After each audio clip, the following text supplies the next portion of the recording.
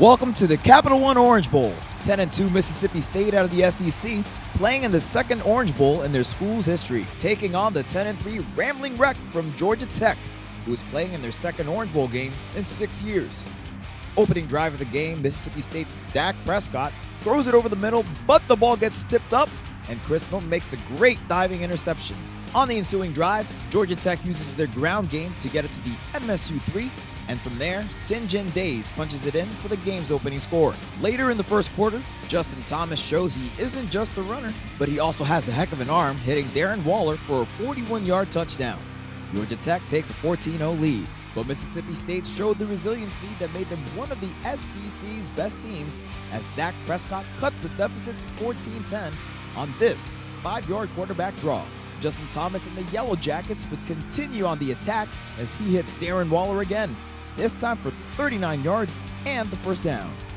But the drive would stall out as Thomas is flushed out from the pocket and throws the ill-advised pass, which is picked off by Beniquez Brown. Bulldogs feeling the momentum starting to swing. But it would swing back to the other side of the field on Georgia Tech's next drive as Justin Thomas runs it himself and dives across the pylon to extend his team's lead to 21-13. With just seconds left before halftime, Mississippi State has Dak Prescott just heave the ball into the end zone. And would you believe it, Fred Ross comes down with it and now only trail Georgia Tech by 1 at halftime. Hail Mary indeed. But that would be as close as Mississippi State would get as Georgia Tech just ran all over them in the second half as St. Days got the half started with a 69-yard touchdown run. On the next drive, Justin Thomas calls his own number, jukes some Bulldogs at the line of scrimmage, and then is gone. 32 yards, giving his team the 35-20 lead. Georgia Tech D would also get into it in the second half as Jamal Golden crushes Josh Robinson on the pitch and causes a fumble which is recovered by Roderick Rook-Chung-Gong. On the ensuing drive, and stop me if you've heard this before, Justin Thomas calls his own number and runs it in for his third rushing touchdown of the game. Mississippi State would avoid the second half shutout as Dak Prescott, on the move, hits De'Runnya Wilson in the back of the end zone to make the score 42-27. But Georgia Tech would respond as they had all game long with a great drive of their own, capped off by a St. Days touchdown. The Georgia Tech Yellow Jackets go on to win the Capital One Orange Bowl 49-34, and quarterback Justin Thomas, with 4 total touchdowns, was named game MVP. It's the Discover Orange Bowl. The Clemson Tigers from the ACC in their second Orange Bowl in 3 years, taking on the Ohio State Buckeyes out of the Big Ten in what would prove to be one of the best Discover Orange Bowls in recorded history. Opening drive of the game, and it's Taj Boyd who's going to hit Roderick McDowell out of the backfield for the first down. Then he tries it on the ground and finds 58 yards on the quarterback draw. Touchdown, Clemson Tigers. They were out in front.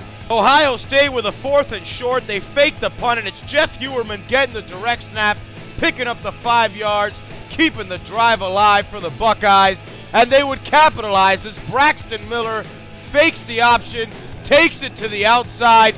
Touchdown Ohio State, and they would tie it right back up. Clemson now up 14-7, and they forced an OSU punt, but the Buckeyes are able to down the ball at the Clemson 1. Taj Boyd doesn't have anywhere to go, throws it away. It's ruled intentional grounding. Safety, Ohio State creeping back up 14-9. Second quarter now, and it's Sammy Watkins getting the screen pass. He's able to turn it up the field for 20 hard-earned yards.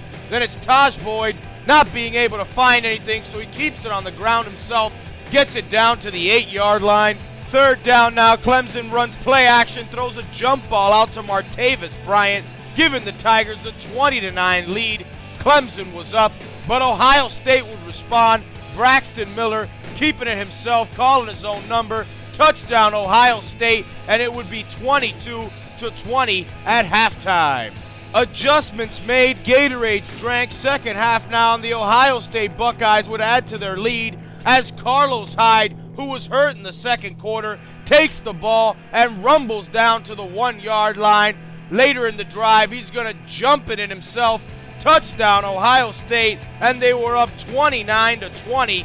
Clemson would be forced to punt on their ensuing drive, but Corey Brown muffs it, and it's Clemson ball again. Then it's Taj Boyd going up top, finding his boy Sammy Watkins, getting it closer for Clemson, 29-27. Braxton Miller going back to work for Ohio State as he finds Carlos Hyde on the wheel route. Then he comes back with a little play action throwback to Carlos Hyde. Touchdown Buckeyes. 35-34. The Buckeyes found themselves on top. Then it's Taj Boyd using a great play call of his own to Stanton Seconder. Touchdown Clemson. They were back out in front, and they wouldn't look back, as after turnovers, the Buckeyes have the ball, 2 minutes left, and can't seem to get anything going as Stephon Anthony picks it off, and Dabo Swinney and the Clemson Tigers celebrate their team's first BCS victory as the Tigers defeat the Buckeyes 40-35 in a great back and forth game. Sammy Watkins was named game MVP with a Discover Orange Bowl record 16 catches for 227 yards. This was definitely a Discover Orange Bowl for the ages.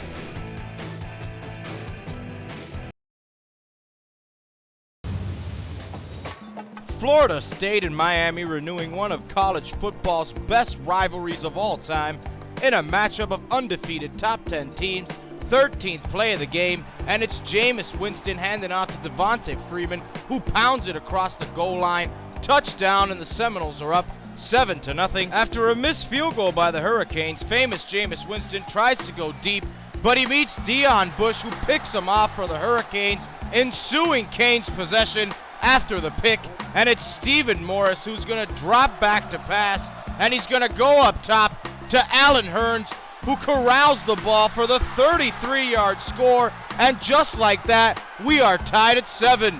Seminoles would go back on the attack on their next drive as famous Jameis Winston throws deep and connects to Kevin Benjamin for 35 yards. What a catch. Later in the drive, it's James Wilder Jr. banging it in from the 1-yard line. Touchdown Seminoles, and they're back in front. With FSU now up 21-7, Jameis is going to throw behind his receiver, and it's Rashawn Jenkins. Hello. Makes the great interception, and this is the first game Winston has thrown more than one pick this year. Hurricanes would again punish the Noles for the turnover on an absolutely perfect pass from Morris to Allen Hurns for the 14-yard touchdown. Game goes to the half with FSU up 21-14. Second half now, Miami desperate for points, down 28-14. Stephen Morris airing it out, but it's P.J. Williams who picks off the pass for FSU. Then it's FSU who would get the backbreaker as the Seminoles hand it to Devonta Freeman, and he takes it outside for 12 yards and the touchdown. Seminoles dominant in the second half and go on to defeat the Hurricanes 41-14 to remain undefeated. What a great game turned in by these two ACC powerhouses. Seminoles win 41-14. Early in this game, it was all Canes as they jumped out to a 16-0 lead, thanks in large part to the great and aggressive play by Brad Kaya. FSU would eventually get on the board with a 44-yard run by freshman Dalvin Cook, but the Canes would strike back quickly as Kaya connects with Clive Wolford, who takes it 61 yards for the touchdown, giving UM the 23-10 halftime lead. FSU needed some breaks to come back into this game, and they got him. Jameis Winston's pass batted up in the air, caught by Carlos Williams. Touchdown FSU. Canes having trouble getting the offense going in the second half. Florida State with 3:15 left, giving it to Dalvin Cook, who does the rest. Touchdown Seminoles. Last chance for the Canes, and they lose in a nail-biter, 30-26. On Wednesday, July 10th, Gatorade held its annual Athlete of the Year award in Hollywood, California. This year marks the 10th anniversary of the award that names one male and one female high school athlete as the top athlete of the year. Past winners have included professional and Olympic greats such as LeBron James, Dwight Howard, Kevin Love, Matt Barkley, Candace Parker, Maya Moore, and Tina Charles. This year, each of the 12 nominees had already been named the top athlete in the respective sport. This year, the nominees from basketball were Jabari Parker and Brina Stewart. From track and field, Abraham Hall and Shelby Vaughn. From cross-country running, Molly Seidel and Footsum Zanazalaze. From soccer, Ema Boateng and Morgan Andrews. From baseball, Lance McCullers Jr. From softball, Jerry Ann Glasgow. From football, Jonathan Gray. And from volleyball, Jordan Burgess. Gatorade had superstars from across the sports world such as Lisa Leslie, Alonzo Mourning, and Robert Griffin III in attendance. At the end of this star-studded ceremony, Gatorade announced Breann Stewart, the female basketball player of the year, and Jonathan Gray, the football player of the year, as the winners of the Athlete of the Year award for 2012. Both high school seniors were honored to win the award. It's really great. I mean, I don't think it still has set in yet just because it just happened. But, I mean, to be able to come away with the Athlete of the Year award is something that is truly a great honor, and I plan to represent it well. It's a real big honor. RG3 actually, I was 8th grade, and before I went to Aledo, he had knocked Aledo out the playoffs 2 years in a row. So, I kind of gave him crap about that, but after that, it's just, he's a great guy. He told me to, keep that edge and, just strive to be the best, and some great advice. And, just being on stage with him, a Heisman Trophy winner, that's what I want to be someday. So, just being in the presence of him is just, it's just an honor. I'm Brianna Stewart, and I'm the Gatorade Athlete of the Year. I'm Jonathan Gray, and I'm the Gatorade Athlete of the Year.